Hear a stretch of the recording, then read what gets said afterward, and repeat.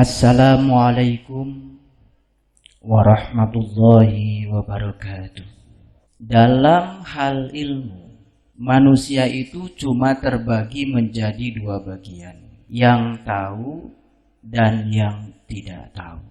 Yang tidak tahu dibagi lagi menjadi dua bagian. Yang pertama, dia itu tidak tahu, tetapi dia tidak tahu bahwa dia tidak tahu. Kelompok yang pertama ini biasanya sok tahu. Kalau diberitahu biasanya tidak mau tahu. Karena dia menganggap hanya dirinya yang paling tahu.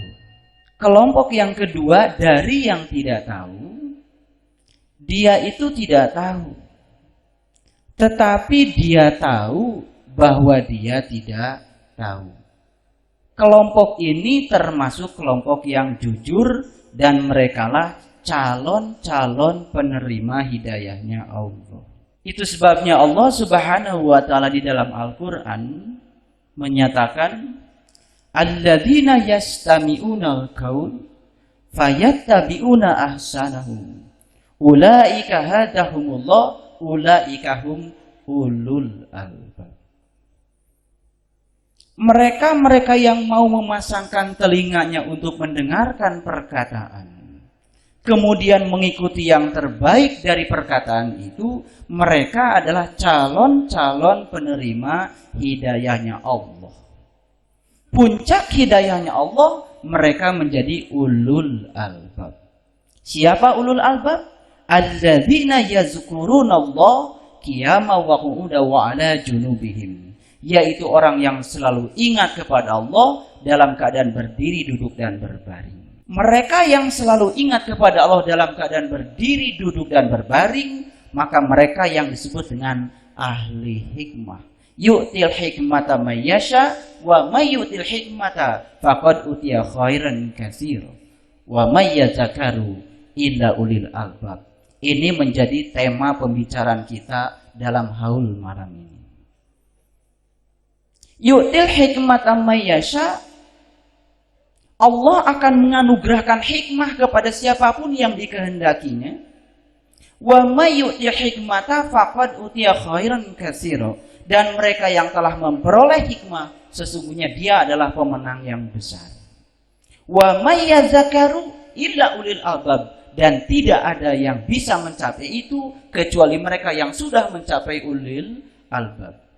Tapi ulil albab ini tidak akan bisa dicapai kalau dia belum mendapatkan hidayah. Hidayah tidak akan pernah bisa dicapai kalau dia belum bisa mengalahkan dirinya sendiri. Tidak ada yang berbahaya di luar kita. Karena sesungguhnya yang paling berbahaya adalah ketidakmampuan kita mengendalikan diri kita sendiri. Maka Quran setelah Al-Fatihah adalah Al-Baqarah. Cerita tentang bagaimana kita memenggal keakuan kita. Supaya kita yang asalnya tidak tahu, dan kita tidak tahu bahwa kita tidak tahu, yang sering sok tahu, berubah menjadi orang yang dia itu tidak tahu, tapi dia tahu bahwa dia tidak tahu. Ketika dia sadar bahwa sesungguhnya dia tidak tahu, kemudian dia tahu bahwa dia tidak tahu, puncaknya dia akan menjadi orang yang tahu, dan dia tahu bahwa dia tahu. Ini yang kemudian disebut dengan ulama. Itu sebabnya Rasulullah SAW menyatakan al-ulama warasatul anbiya. Sesungguhnya yang namanya ulama, mereka yang telah menjadi para pewaris Nabi. Setiap para pewaris berarti berijazah. Setiap para pewaris berarti mendapatkan mandat untuk menjadi wasilah. Yang tidak mendapatkan mandat, jangan menyatakan diri sebagai ulama. Tahu bukan berarti mengoleksi sejumlah pengetahuan. Tahu bukan berarti mengoleksi sejumlah ayat di kepala kita. Tahu bukan berarti mengoleksi sejumlah hadis di kepala kita. Tapi tahu adalah merasakan dan mengalami. Malam yazuk lam ya'rif. Yang tidak mengalami tidak akan bisa memahami. Agama bukan keterampilan berpidato. Agama bukan keterampilan membaca ayat. Agama bukan keterampilan menyampaikan hadis-hadis. Bukan itu agama. Agama adalah keterampilan merasakan kehadiran Allah di dalam diri kita. Bagaimana kita bisa merasakan kehadiran Allah kalau tidak pernah berkhalwat? Bagaimana bisa merasakan kehadiran Allah kalau kita belum bisa nol? Wala tamutuna illa wa antum muslimun. Janganlah kau mati sebelum engkau bisa menjadi seorang muslim. Muslim bukan sebutan bagi mereka yang berKTP-kan Islam, tapi muslim adalah sebutan tertinggi dari Allah bagi mereka yang sudah mampu merasakan rasanya Islam. BerKTP-kan Islam sangat mudah, tapi merasakan rasanya Islam, ini persoalan yang sulit. Hampir 13 tahun saya berkeliling di seluruh pesantren di seluruh Indonesia.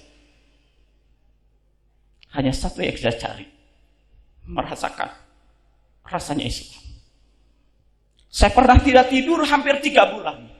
Apa yang menyebabkan saya tidak bisa tidur? Cuma satu, saya takut menghadapi kematian. Karena di Quran surat Al-Waqi'ah dinyatakan, ketika nyawamu sampai di kerongkongan, saat itu engkau melihat, aku lebih dekat kepadamu, tapi mengapa saat itu engkau tidak dapat melihatku? Pada saat nyawa sampai di kerongkongan, saat itu kita melihat, tapi kita tidak pernah mengenal yang kita lihat. Begitu yang datang menjemput kita, tidak kita kenali. Akibatnya apa?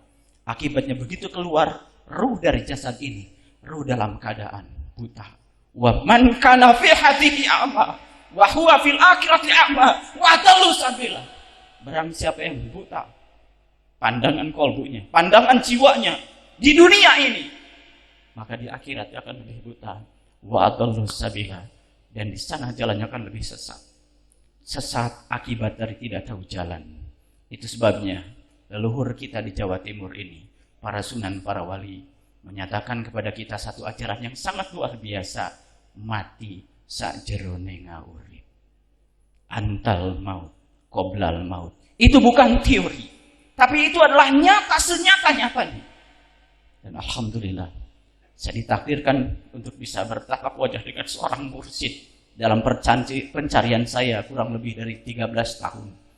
Kemudian beliau memberikan kunci-kunci sejati untuk membuka kesejatian diri kita. Dan ternyata alhamdulillah, mursyid ini tersambung sampai Syekh Jafar Shadiq, Sunan Kudus. Alhamdulillah. Saya sangat tidak berani menyatakan sesuatu yang saya sendiri tidak mengalaminya. Oleh karena itu, saya akan batasi untuk berbicara pada apa yang saya rasakan, yang saya alami sebagai satu pengalaman spiritual. Betul yang dikatakan oleh Gus Arfafi tadi, bahwa puncaknya thariqat adalah tajalli. Ketika bisa tajalli, seorang Nabi Musa tersungkur mengatakan, qala subhanaka tubtu ilaika wa ana awwalul mu'minin. Maha suci engkau ya Allah, aku bertaubat kepadamu dan ini adalah awal aku beriman. Sejak kapan Nabi Musa itu memulai beriman kepada Allah? Ketika nurullah tajalli di dalam kesadarannya yang tertinggi di Gunung Tursina. Gunung Tursina bukan gunung yang di luar sana, tapi Gunung Tursina adalah puncak kesadarannya tertinggi, dan itu ada pada diri setiap manusia. Makanya kalau kita pergi ke Mekah, ke Madinah, di banyak tempat di sana yang diceritakan pasti soal gunung. Jabal Sur, Jabal Rahmah, Jabal Nur, Jabal Uhud.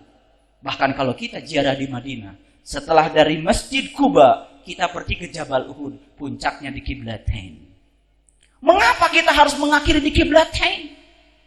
Apa itu Qiblatain?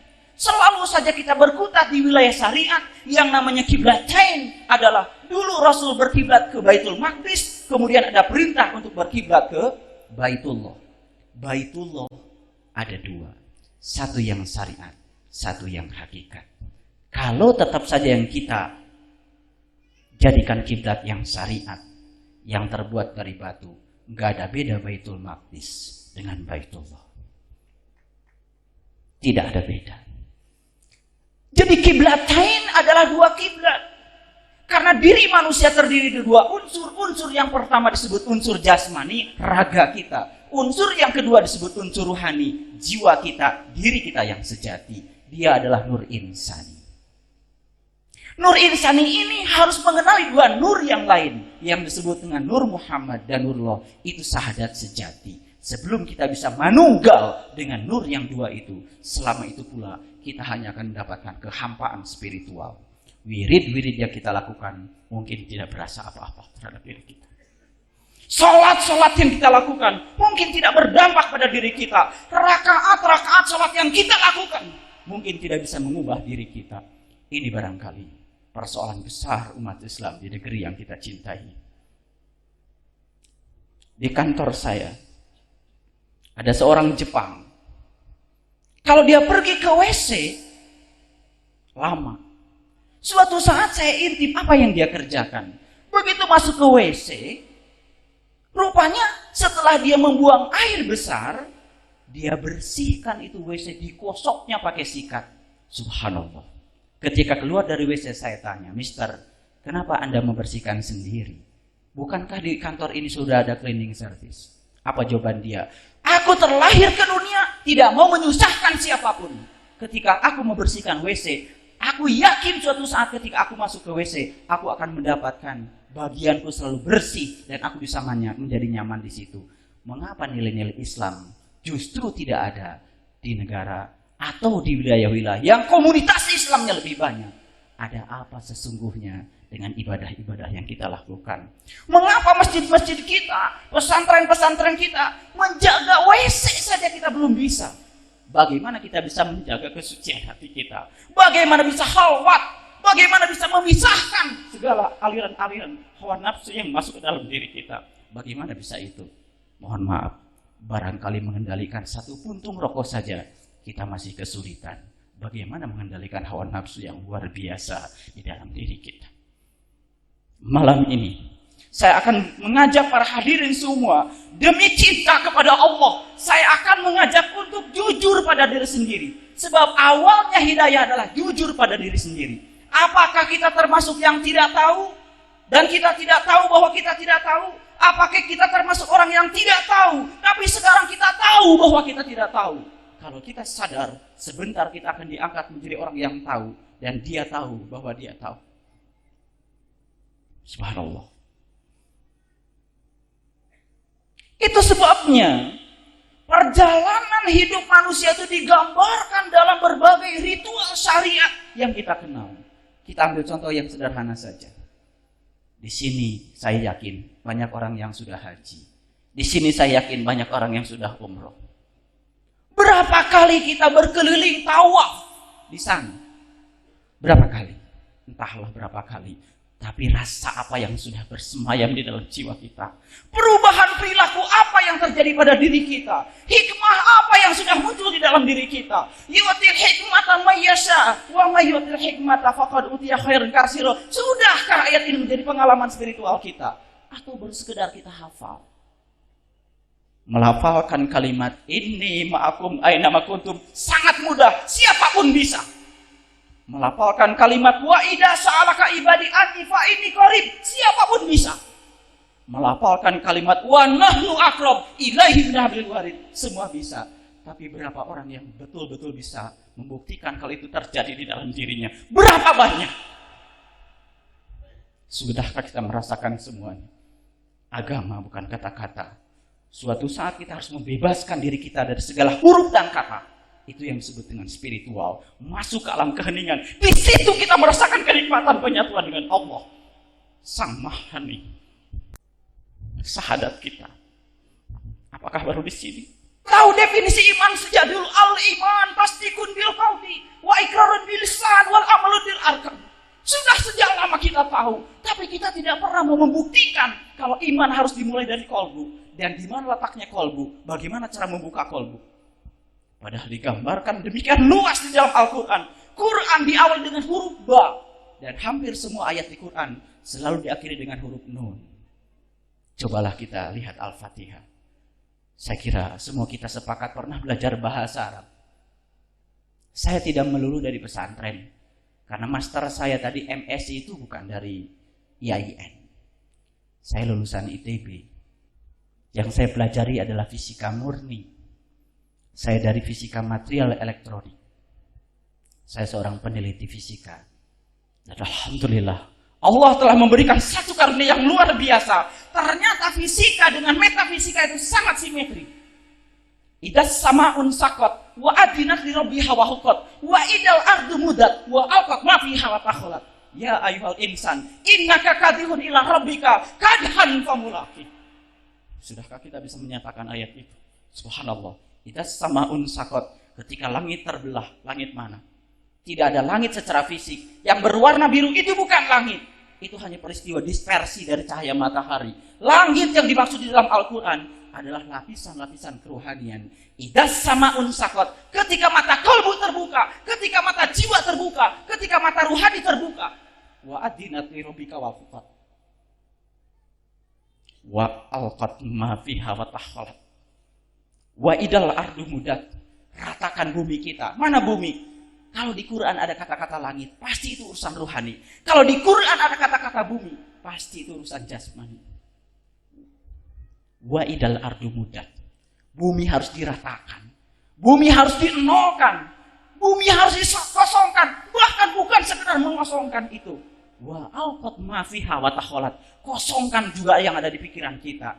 Tidak melihat, tidak mendengar, tidak bicara, tidak bernapas, bahkan tidak berpikir. Itu antal maut qoblal maut. Di situ kita akan merasakan riko Allah.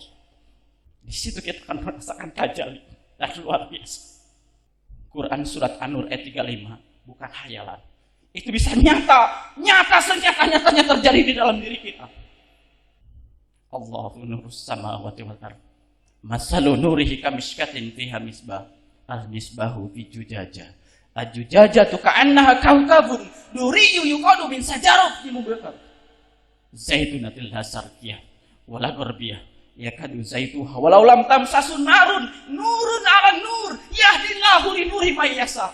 Nur 'ala nur tidak bisa dicerap dengan mata ini, tapi nur 'ala nur hanya bisa dicerap dengan satu mata yang sangat halus yang Allah berikan kepada kita. Fa innaha la ta'mal absar walakin ta'mal qulubul lati fis sudur.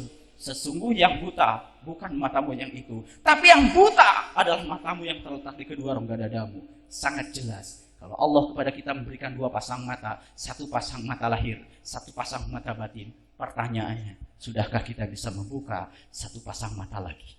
Kalau itu sudah terbuka, maka Allah berfirman di dalam Quran surat Ar-Rahman. Apa itu?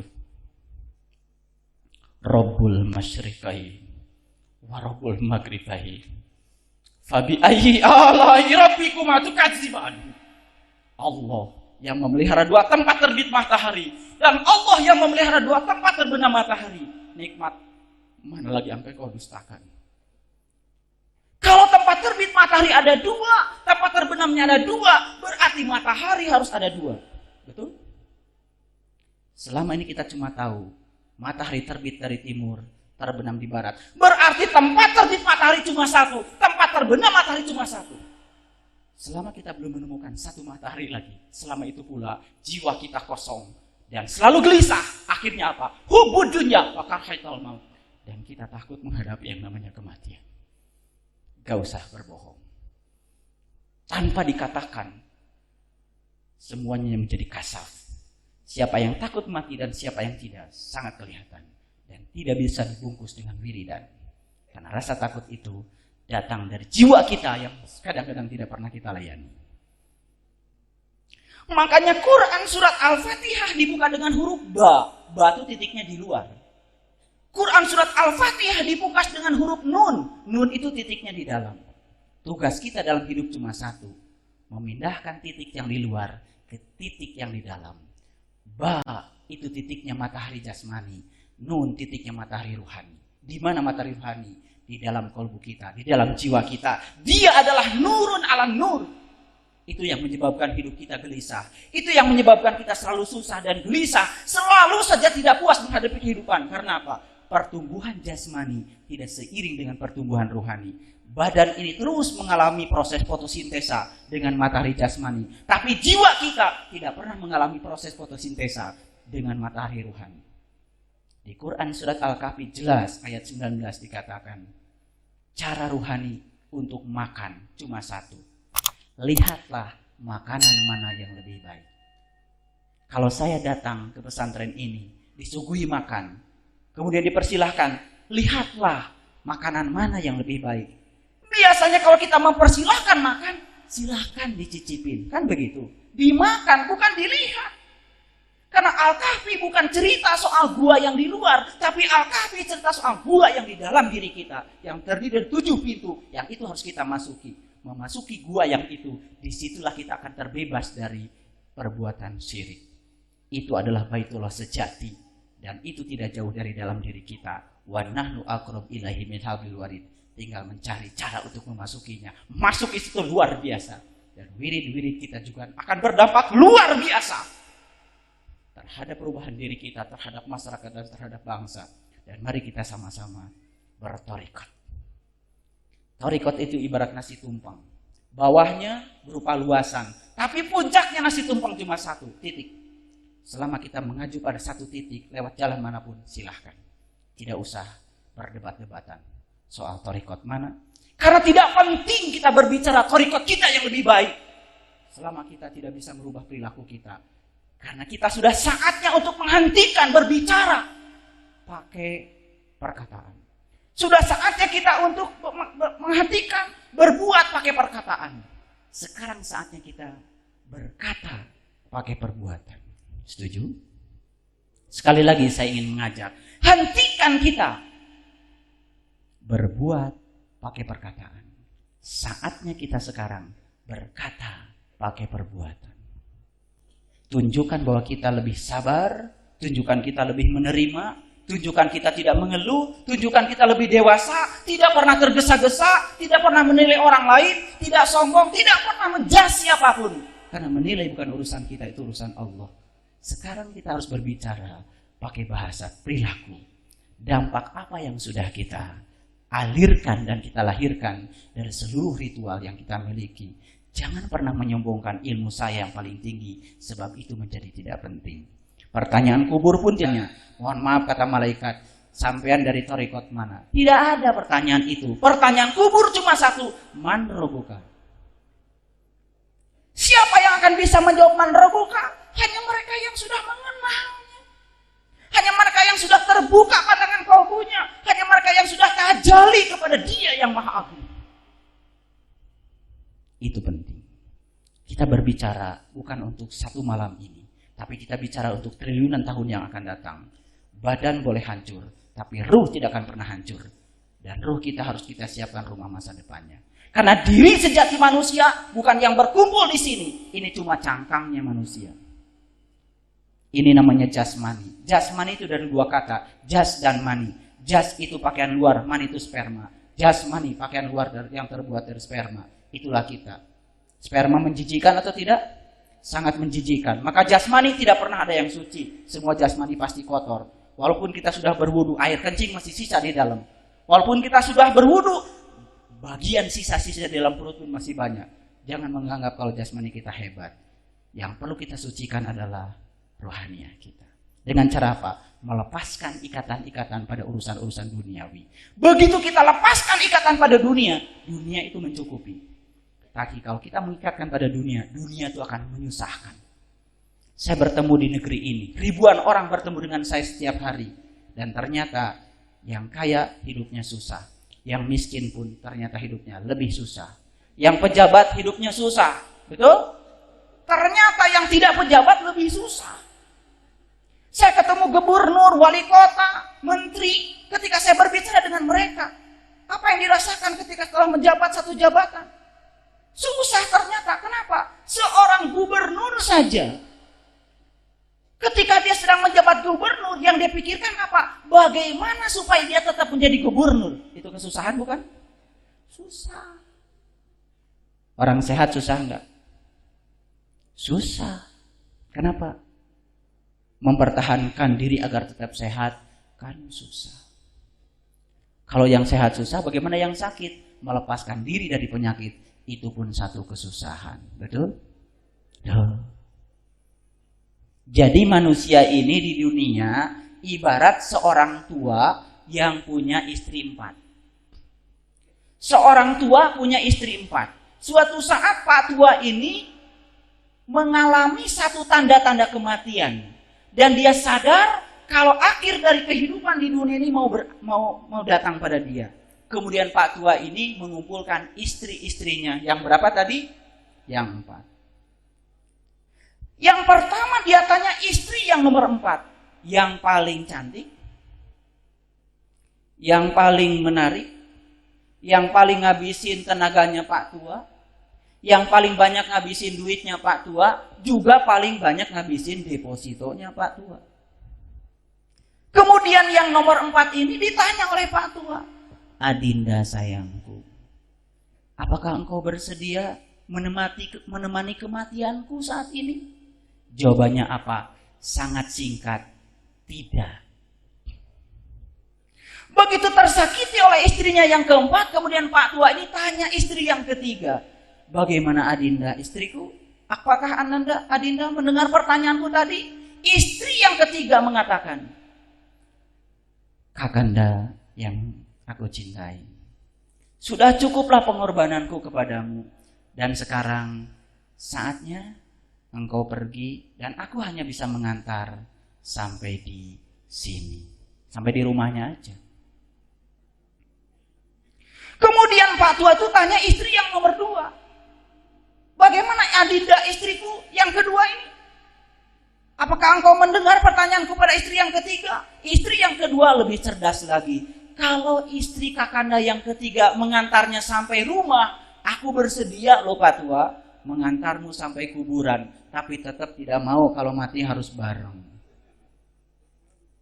Istri yang pertama, sebelum Pak Tua menyelesaikan pertanyaan dengan bijak mengatakan, akulah istrimu yang sejati, yang akan mengantarmu sampai mati. Luar biasa bahagianya Pak Tua, tapi itu cuma cerita. Siapa istri yang keempat? Istri yang keempat adalah yang paling ngabisin duit kita, tenaga kita, waktu kita, pikiran kita. Siapa itu? Kesenangan kita, dunia kita, jabatan kita, pekerjaan kita, kesibukan kita, dan semua kita punya istri yang keempat yang banyak ngabisin duit kita. Betul? Betul nggak? Siapa istri kita yang ketiga? Istri kita yang ketiga adalah jasmani kita. Hampir semua orang dalam hidup ini cuma ngurusi perkara jasmani. Habiskan waktunya di kantor, habiskan waktunya di pabrik, habiskan waktunya di pasar. Cuma apa? Cari makan dan pakaian untuk ngurusi jasmani ini. Padahal sedemikian banyak waktu yang kita investasikan, ujung-ujungnya jasmani ini pun kita tinggalkan. Betul? Istri kita yang kedua, siapa? Istri kita yang kedua adalah sanak famili kita yang kita cintai. Itu pun semua akan meninggalkan kita. Dan istri kita yang pertama siapa? Istri kita yang pertama adalah ruh kita, jiwa kita. Itulah diri kita yang sejati, yang akan menemani kita. Tapi istri yang pertama ini sering kita sakiti. Pengen tahajud tengah malam? Entar. Pengen kholwat? Entar. Masih ada besok. Kalau telenovela kan siarannya cuma sekali. Kalau kholwat masih ada besok. Pengen tahajud? Entar. Pengen duha? Entar. Makanya ketika kita duha atau tahajud sering ditumbenin oleh Allah. Coba santrinya Gus Soleh lama nggak datang, tiba-tiba datang ke pesantren ini. Begitu datang, Gus, wah Gus itu tetap awet muda, pesantrennya luar biasa. Nyampe rumah, wah Gus lukisannya bagus sekali. Dipuji-pujinya Gus Soleh itu. Padahal biasanya dia tidak begitu. Dalam batinnya Gus Soleh, ini orang pasti ada maunya. Itu yang sering kita lakukan. Begitu kepentak urusan dunia baru tahajud.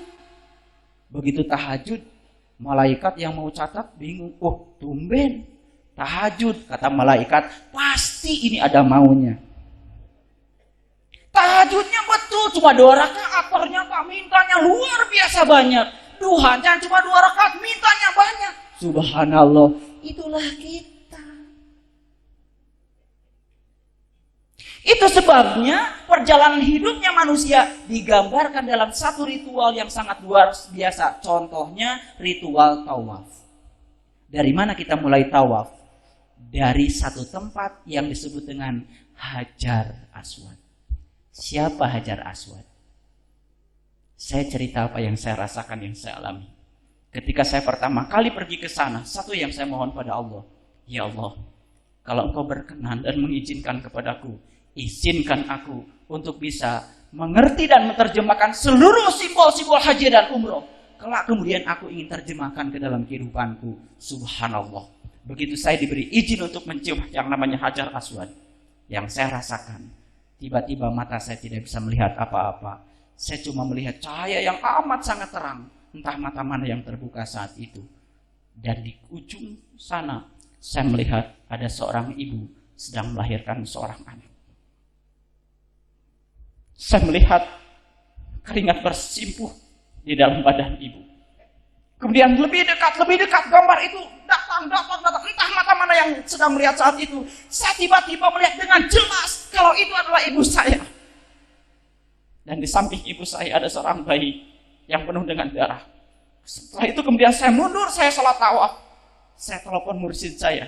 Mursyid, saya mengalami satu peristiwa yang luar biasa ketika saya sedang mencium Hajar Aswad. Mursyid saya menangis. Apa jawaban beliau? Nah, itu adalah ibumu. Dan bayi yang ada di sampingmu adalah kamu. Subhanallah. Sesaat setelah itu saya mendapatkan pemahaman.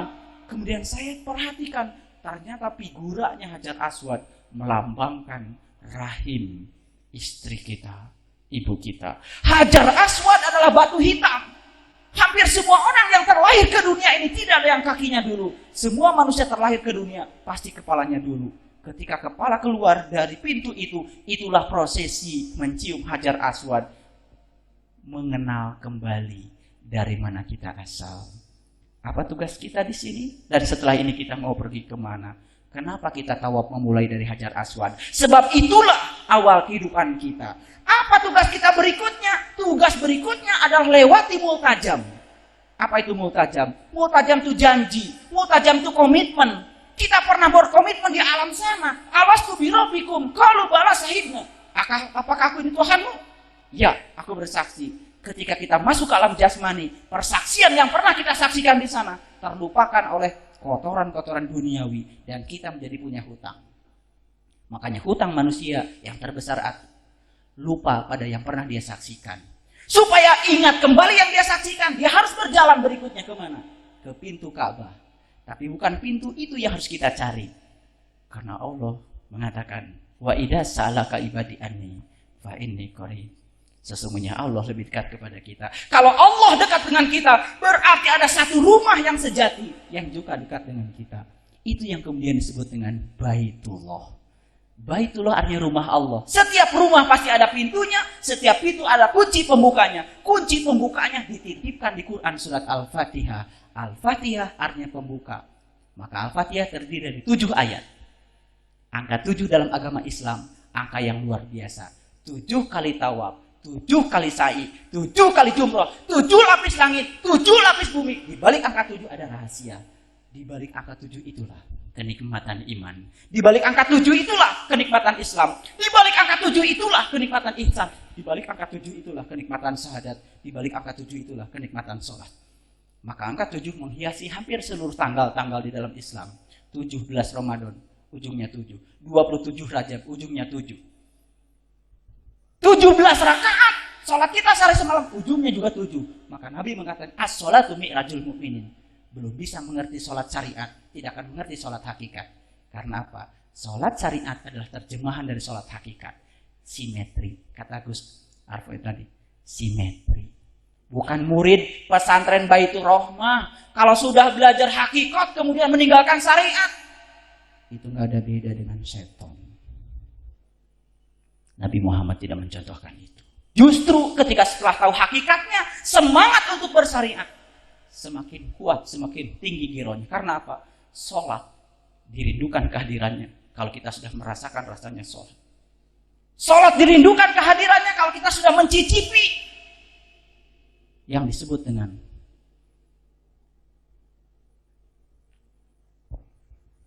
dirikanlah sholat hanya untuk mengingat aku. Bagaimana bisa mengingat kalau kita nggak kenal? Bagaimana bisa mengingat kalau kita belum pernah tajalli? Hanya dengan tajalli kita bisa mengingat. Maka seluruh perintah mengingat di Quran diawali dengan perintah haji. Silahkan selidiki Quran. Seluruh perintah ingat diawali dengan perintah haji. Faidza afadtum min Arafah fazkurullah indal masy'aril haram.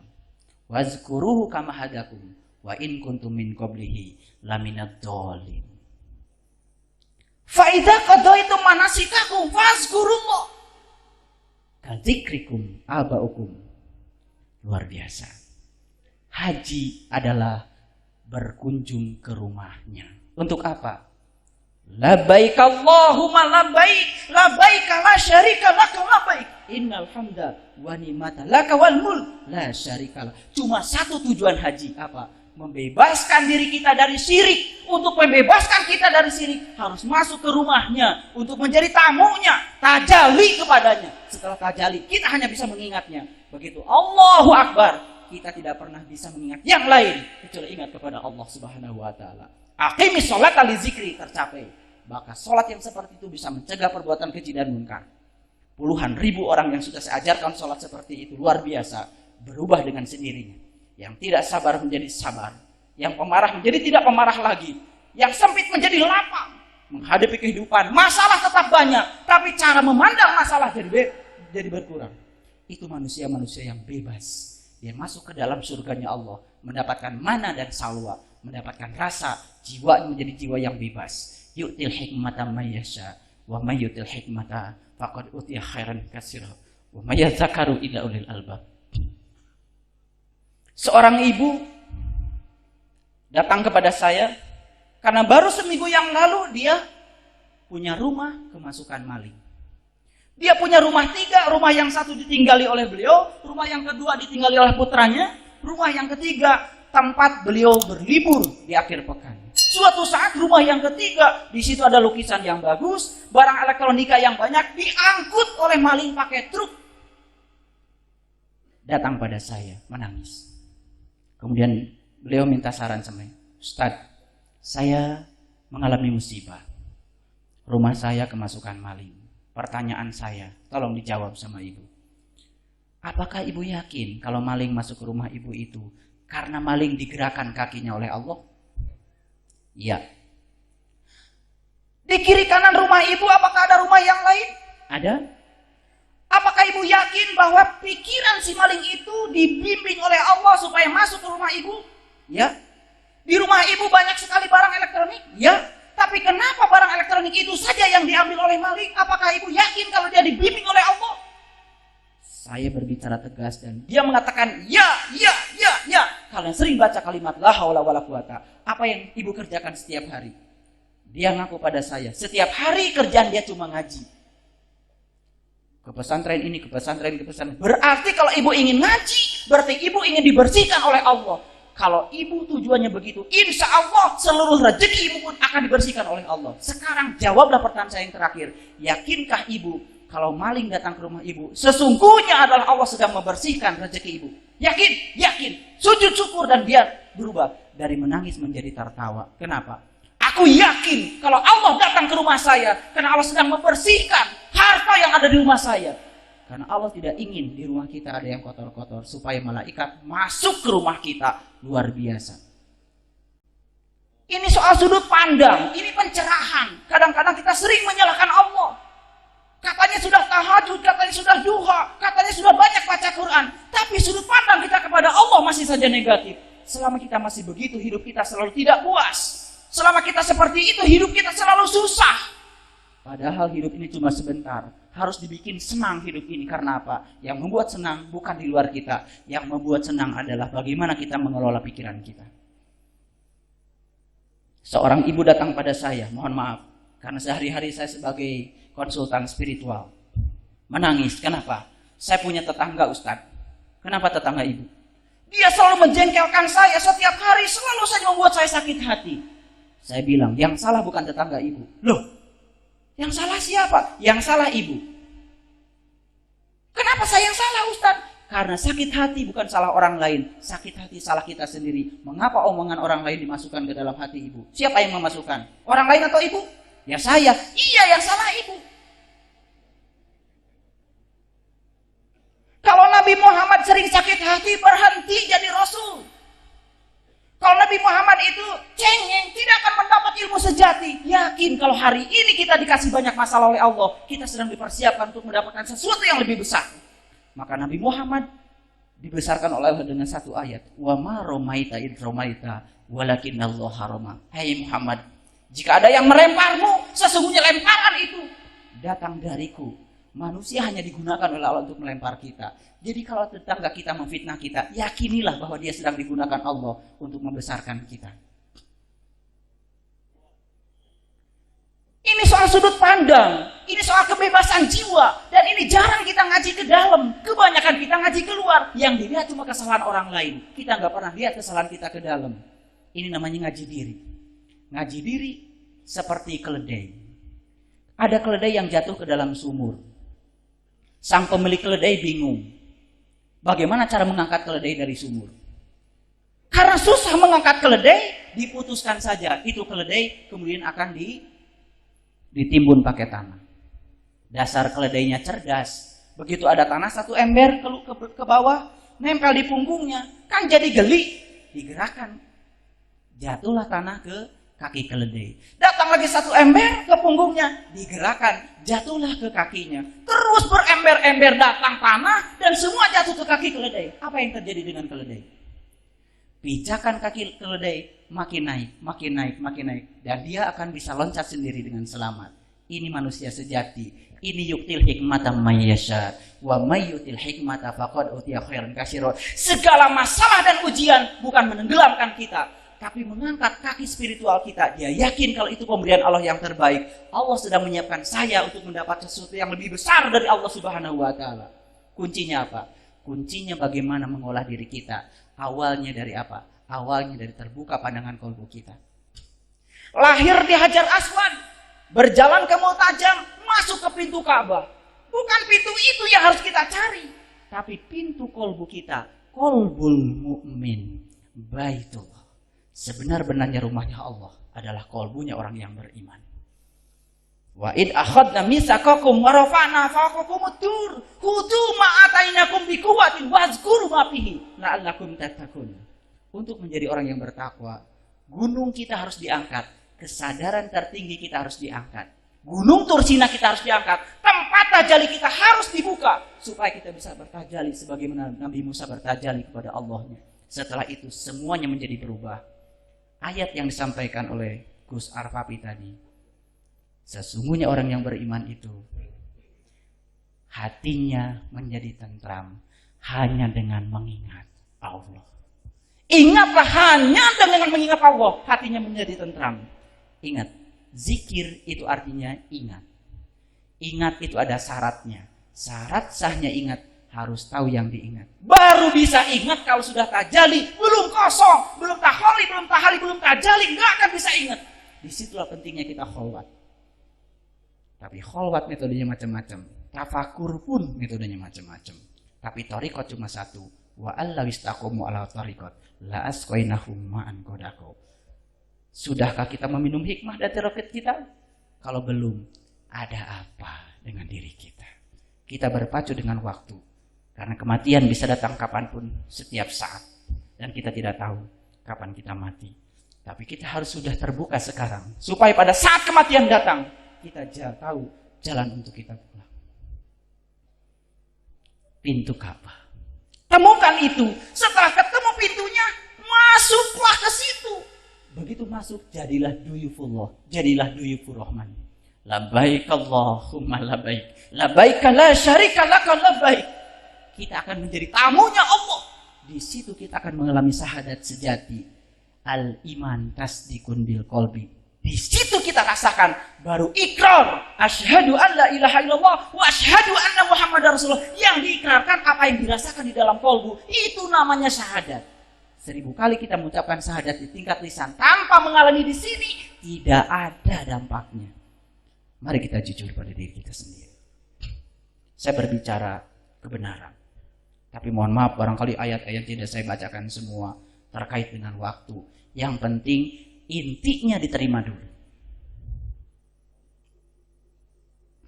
Kalau kita sudah masuk pintu Ka'bah, menemukan pintu Baitullah yang sesungguhnya, tugas kita tidak berhenti. Tawaf masih harus berjalan. Kemana kita? Ke Maqam Ibrahim. Disitulah kita akan mendapatkan kenikmatan beragama yang disebut di dalam Quran surat Al-Fatihah, Al-Mun'am alaihim. Wa may yuti'illah wa rasulah fa ulaika ma'al ladzina an'ama Allah minan nabiyyin wasyiddiqin wasyuhada wassolihin. Baru kita akan semakom dengan para nabi, para sidikin, para syuhada dan para solihin di situ di Maqam Ibrahim. Kalau sudah semakom dengan mereka, jalan ke Hijr Ismail. Ada apa di Hijr Ismail? Ismail adalah orang yang demi cintanya kepada Allah, dia menyembah Allah, bukan lagi pakai konteks kewajiban. Hati-hati, kewajiban untuk mu'alaf. Kewajiban bukan untuk kita. Wajib itu dilaksanakan dapat pahala, ditinggalkan dapat siksa. Dua-duanya bermuatan.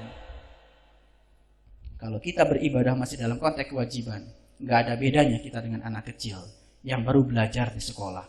Kalau diiming-imingi hadiah, baru belajar. Kalau dikasih peringatan, baru belajar. Oleh karena itu orang-orang bijak bersepakat untuk mengatakan, barang siapa yang menyembah Allah karena dia berharap sesuatu dari Allah, maka dia tidak layak akan cintanya Allah. Dan barang siapa yang menyembah Allah karena takut akan Allah, tidak layak akan cintanya Allah. Tapi barang siapa yang menyembah Allah karena dia mencintai Allah, baru dia layak akan cintanya Allah. Bagaimana bisa tumbuh cinta kalau kita tidak mengenalnya? Ini baru saya uraikan sedikit saja soal tawaf. Bagaimana kalau saya uraikan haji secara umum? Luar biasa. Walillahi 'alan nas hijjul bait. Wajib hukumnya pergi ke Baitullah, wajib hukumnya berhaji. Pergi ke rumah sejati kita agar kita bisa kembali ke tempat asal kita. Innalillahi wa inna ilaihi rajiun. Pergi ke Mekah tidak masuk ke Baitullah. Siapa yang melaksanakan haji masuk ke Baitullah? Enggak ada. Cuman keliling-keliling di luarnya, namanya tawaf. Padahal setiap kita berkunjung harus masuk ke rumahnya. Saya baru boleh katakan berkunjung ke rumahnya Gus Solehudi kalau saya datang ke sini ketemu Gus Solehudi. Kalau tidak ketemu dengan Gus Solehudi, nggak enak. Betul nggak? Jadi yang namanya berkunjung itu harus masuk ke dalamnya. Li'ila fi Quraisyin ila fihim rihlatas sita'i wasaif falyabudu robahadal bait. Jangan kau sembah rumah ini, sembahlah yang punya rumah ini. Jelas. Itu namanya kiblatain. Begitu Allahu Akbar, hadapkan lahir kita kepada Baitullah yang lahir, tapi hadapkan batin kita kepada Dia sang pemilik Baitullah. Di situ baru merasakan kenikmatan sembah raga, sembah cipta, sembah jiwa, dan di situ akan muncul rasa. Mengalir kita ke sana ke alam-alam tinggi. Walaqad ra'ahu nazlatan ukhra inda sidratil muntaha indaha jannatul mawa. Idza sidratil mayaksa. Di situ kita merasakan penyatuan di alam kesadaran yang tertinggi, menyatu bersama Allah, dan di situ kita merasakan kenikmatan sholat. Sholat pada tingkat itu dirindukan kehadirannya. Jadi sholat bukan lagi kewajiban, karena datangnya dirindukan. Subhanallah. Kenapa anak-anak kita sulit sholat? Jangan salahkan mereka, karena kita pun gak pernah ngajarin sholat. Jangan-jangan kita pun baru sholat pada tingkat kewajiban, belum sholat pada tingkat rasa yang menumbuhkan kerinduan untuk melaksanakannya. Karena untuk sampai di situ harus haji. Makanya haji baru ingat, setelah ingat baru bisa sholat. Nabi Muhammad mi'raj dulu baru sholat. Tuh, jelas ayatnya. Laqad kana lakum fi Rasulillah uswatun hasanah. Uswatun hasanahnya Rasul tentang apa? Liman kana yarjullah. Tentang cara berjumpa dengan Allah. Wal yaumal akhir, di hari berikutnya setelah hari ini bisa wa zakarallaha katsira, baru bisa ingat. Sejak kapan Bapak Ibu ingat sama saya? Sejak melihat saya. Setelah melihat pulang dari sini masih ingat saya. Ingat itu ada syaratnya. Syarat sahnya ingat harus tahu yang diingat. Itu ingat yang sah. Bayangkan wiridan kita, la ilaha illallah, la ilaha illallah. Itu kalimat itu suatu saat akan lenyap. Yang muncul apa? Kullu syai'in halikun illa wajhahu. Segala sesuatunya musnah. Yang muncul cuma keindahan wajahnya. Itu luar biasa. Saya besok disuruh pidato di rumahnya Pak Widodo, AS. Yang mau dengar pidato saya semua alumni ISQ. Apa tugas saya? Saya ingin menyatakan bahwa Nabi Muhammad langitnya terbuka dan bisa melihat mawar merah sebagaimana yang digambarkan di Quran surat Ar-Rahman tanpa teleskop Hubble. Kenapa? Raga kita diciptakan Allah melampaui teleskop Hubble. Raga kita diciptakan Allah untuk mengetahui siapa sesungguhnya Allah. Maka di dalam satu hadis qudsi dikatakan, aku adalah suatu perbendaharaan yang tersembunyi. Aku ingin agar aku ini dikenali, maka aku ciptakan manusia agar manusia dapat mengenali aku dengan aku. Disitulah keunggulannya manusia. Laqad khalaqnal insan fi ahsani taqwim. Sudah digunakan apa tangan ini? Sudah digunakan apa kepala ini? Sudah digunakan apa badan ini? Baru untuk urusan dunia? Kalau hanya untuk itu, ulaika kal an'am. Gak ada beda kita dengan mereka. Selama kita belum tahu siapa sejatinya diri kita. Man arofa nafsahu faqad arofa rabbahu. Ini penting. Kenapa? Ini soal hidup. Ini soal hakikat hidup. Ini soal masa depan rohaniah kita. Hijr Ismail menyembah Allah karena cinta. Ternyata tidak bisa tumbuh sendiri. Dia harus lahir di Hajar Aswad, harus berjalan ke Multajam, harus ketemu dengan pintu Ka'bah, harus mendapatkan kunci pembukanya. Setelah itu masuk ke makam Ibrahim, masuk Hijr Ismail. Puncaknya di mana dia? Dia akan masuk rukun Yamani. Yaman.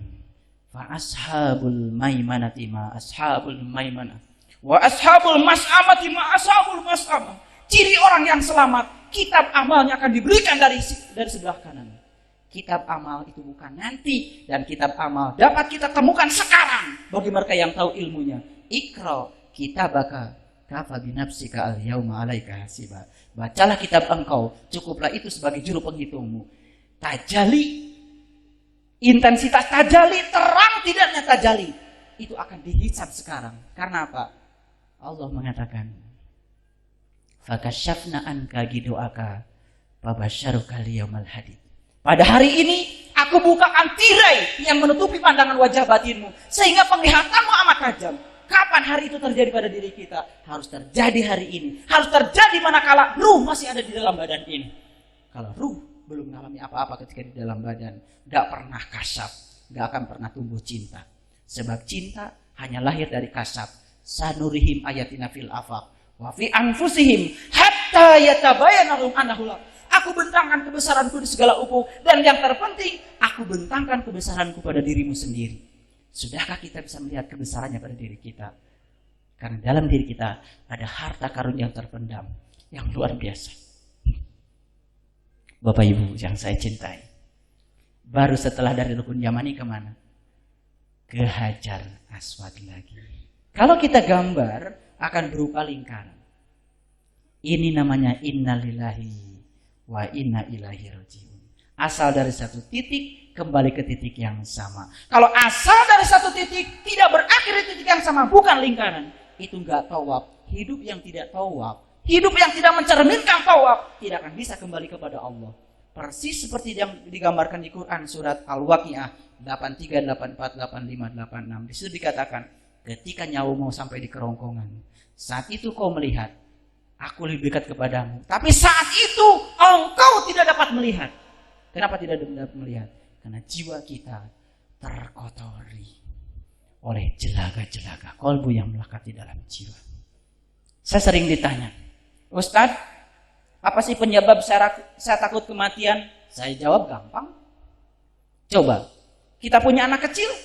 Ya, coba anak kecil, mandikan pagi-pagi. Anak kita yang umur 5-6 tahun mandikan pagi-pagi. Setelah itu kasih wangi-wangian. Setelah itu kasih baju yang bagus. Selesai tugas ibu, ke dapur. Itu anak di luar dugaan pergi ke mematang sawah. Dia main becek-becekan di sawah, di kolam. Saking demikian asik dia main becek-becekan. Apa yang terjadi? Matahari sudah mau tenggelam, dia baru sadar kalau waktu mainnya telah habis. Pertanyaan saya, tolong dijawab. Apakah ini anak berani atau takut pulang ke rumahnya? Berani atau takut? Kenapa takut? Asalnya bersih, bajunya jadi kotor. Asalnya wangi, jadi bau. Maka pulang ke rumah jadi takut. Itulah anak kecil, itu adalah diri kita.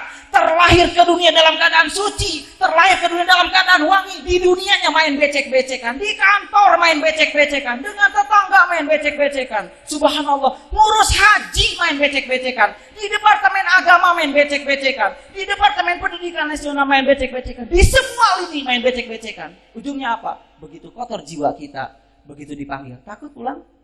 Itulah yang menyebabkan kita takut mati. Sadarilah, takut mati karena masih melekatnya begitu banyak kotoran di dalam diri kita. Makanya dosa manusia itu, menurut saya, yang saya pelajari dalam Al-Quran, dosa manusia itu tidak banyak, ternyata cuma satu. Allah menyatakan, innallaha la yaghfiru ayyushraka bihi wa yaghfiru ma duna dzalika liman yasha. Sesungguhnya Allah tidak akan pernah mengampuni dosa syirik, tapi Allah akan mengampuni dosa apapun, asal jangan dosa syirik. Kalau ditanya, punya nggak dosa syirik? Pasti jawabannya tidak.